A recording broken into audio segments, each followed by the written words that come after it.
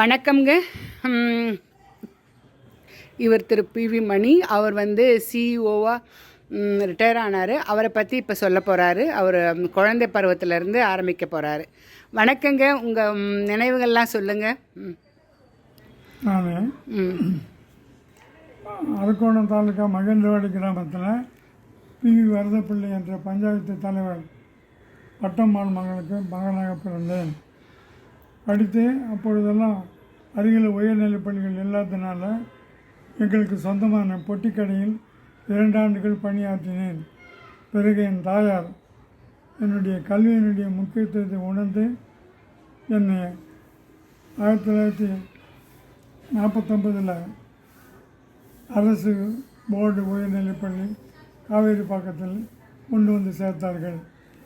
அங்கு 1955 வரை 6 ஆண்டுகள் படித்து எஸ்எல்சி பொதுத் தேர்வில் அதிக மதிப்பெண் எடுத்து பாஸ் செய்தேன்.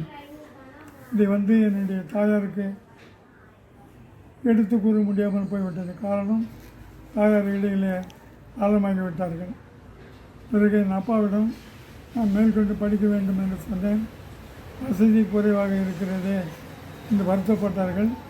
பிறகு அவருடைய நண்பர் எஸ்என்பிடி பஸ் உரிமையாளர் கிருஷ்ணப்பிள்ளை அவர்கள் நினைவுபடுத்தினேன். பிறகு நாங்கள் எல்லோரும், நானும் என் அப்பாவும் கிருஷ்ணப்பிள்ளை வீட்டுக்கு சென்றோம். அவர் கிவராஜ் மோட்டார்ஸ் கம்பெனி, அவர் ஃபைனான்சியர் வீட்டுக்கு அழைத்து சென்று என்னுடைய கோரிக்கையை சொன்னார்கள்.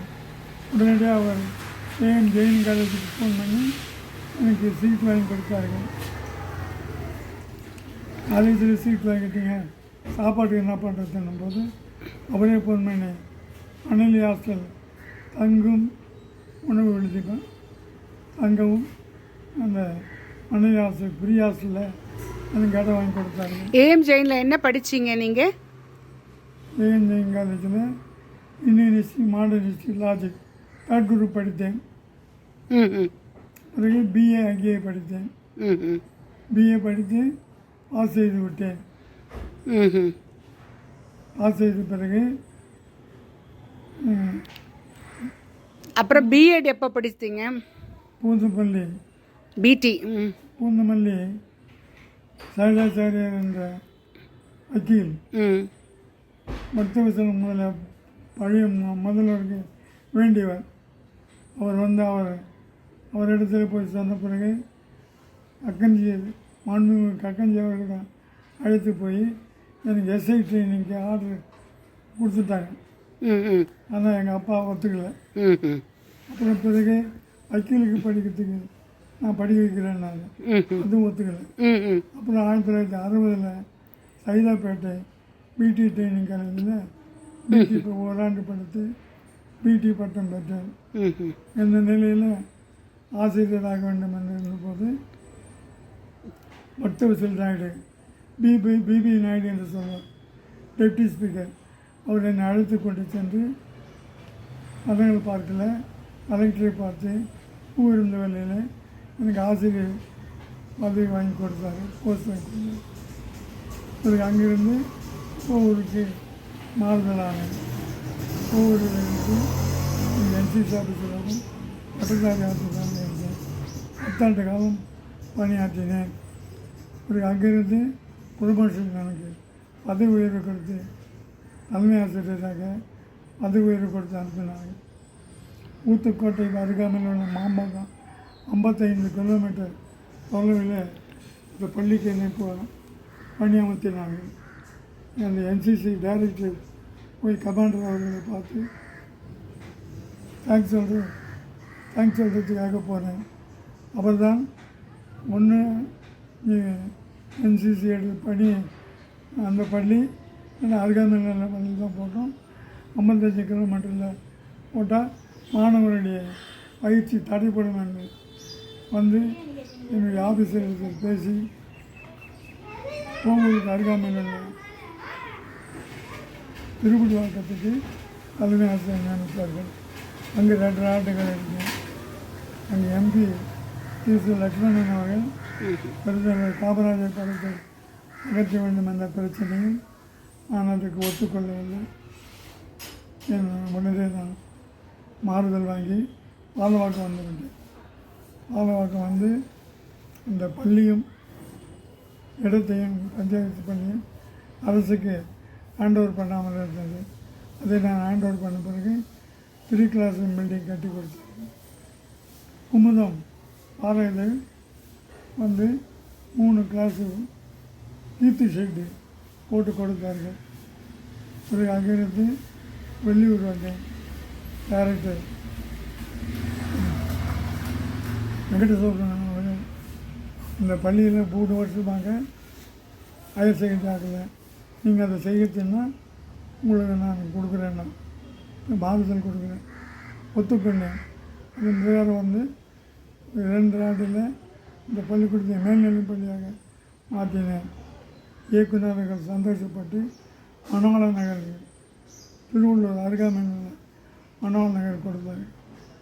அங்கே வந்து அந்த பையனுக்கு பள்ளிக்கு பெயர் சூட்டினது, கம்ப்யூட்டர் வாங்கினது, நிலம் வாங்கினது, நன்கொடையாளருடைய அங்கே பெயர் சூட்டு 2 வகுப்பறைகள் வாங்கியது. இப்படி மேல்நிலை பள்ளியாக பல வளர்ச்சி பணிகளை செய்தேன். பிறகு எனக்கு மரக்காடம் கொடுத்து தலைமை ஆசிரியர் மேல்நிலை பள்ளி பதவி உயர்வு கிடைச்சதுனால மரக்காணத்துக்கு திரு அருக தேவமணி ஜாயின்ட் டைரக்டர் கொடுத்தார்கள்.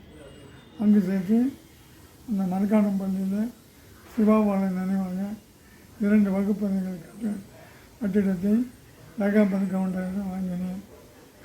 பிறகு பள்ளிக்கு காமராஜர் கலையரங்கம் அனைத்து வகுப்பறைகளை சீர்திருத்தம் பண்ணி உப்பள உரிமையாளர்கள் சங்கம் செய்தது, நிரந்தர அங்கீகாரம் பெற உதவியது. இப்படியாக பல நல்ல நற்பணிகளை செய்து இயக்குநர்கள் என்னை பாராட்டி மணலிய உயர்நிலைப் பள்ளிக்கு மாறுதல் கொடுத்தாங்க. அங்கே வந்த பிறகு டாக்டர் ஏசி முத்தைய செட்டியார் அவர்கள் ஸ்பிக் எஜுகேஷன் ஃபவுண்டேஷன் அதில் 5 வகுப்பறை கொடுத்தார்கள். எம்எஃப்எல் மெட்ராஸ் ஃபெர்டிலைஸ் சார்பில் வாசுதேவ் அவர்கள் 5 லட்சம் ரூபாயில் நூலக கட்டிடமும் 1 லட்சம் ரூபாய்க்கு புத்தகம் வழங்கினார்கள். பிறகு வேறொரு கம்பெனி எம்ஆர்ஐ கம்பெனி பள்ளிக்கு குழாய், குடிநீர் எல்லா வசதிகளும் செய்து கொடுத்தார்கள். பிறகு அங்கிருந்து மாறுதல் எனக்கு டிஓ ப்ரொமோஷன் வர வேண்டிய சூழ்நிலை. அப்பொழுது ஏபி என்ற 2 பிரிவுகளும் இணைப்பு நடந்த நேரம் தவறிவிட்டது, காலம் தாழ்த்தப்பட்டது.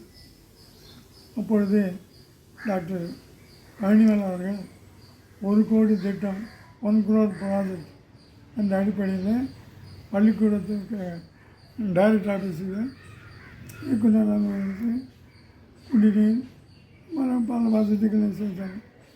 இதை பற்றி எந்த தலைமை ஆசிரியரும் பாராட்டவோ தாக்கியோ எழுதவில்லை. பிவி மணி அவர்கள் தான் இதை பாராட்டி எழுதியிருக்கிறார்கள் என்று அமைச்சர் அவர்கள் வியந்து எனக்கு திருவூர் ஆசிரியர் பயிற்சி நிறுவனத்துக்கு மாறுதல் கொடுத்தார்கள்.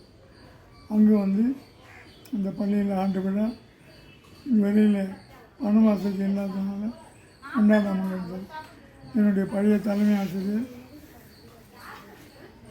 ஒரு வங்கி 5000 ரூபாய் நன்கொடை வாங்கி இந்த பள்ளிக்கு ஆண்டு விழா இலக்கிய சிறப்பாக செய்து முடித்து ஓய்வு பெற்றேன்.